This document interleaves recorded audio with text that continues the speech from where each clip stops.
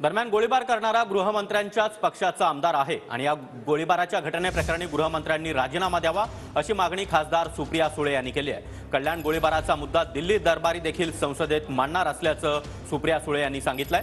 राज्यामध्ये गुन्हेगारी वाढली आहे, कायद्याचं राज्य राहिलेलं नाही, सत्तेची मस्ती म्हणूनच पोलीस ठाण्यातच गोळीबार होतोय अशा शब्दांमध्ये सुप्रिया सुळे यांनी राज्य सरकारवर जोरदार हल्लाबोल चढवलाय।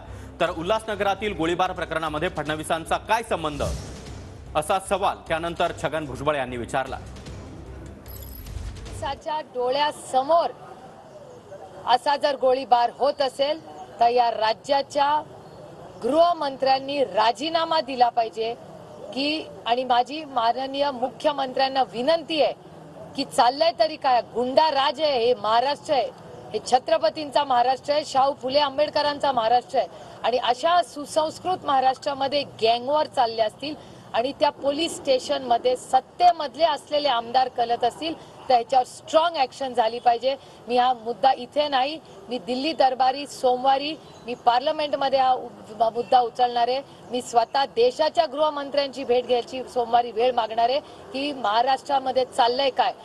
फडणवीसने काय गोळा मारायला सांगितले लोकांना? फडणवीसचा काय संबंध आहे त्याच्यामध्ये? दोन लोकांचं जे आहे काय पर्सनल वैयक्तिक काहीतरी भांडण आहे असं दिसतंय। कोण काय राजकीय आहे ते मला कल्पना नाही। तर हिंदुस्थान भर अशा गोष्टी सुरू असतात। वैयक्तिक भांडणावरून कोण का कोणाला मारतो, कोण भुसकतो, कोण तलवार मारतो, कोण शिव्या घालतो। का त्याला फडणवीस काय का फडणवीस एवढंच करू शकतो की जे काही झालं कायद्याप्रमाणे कारवाई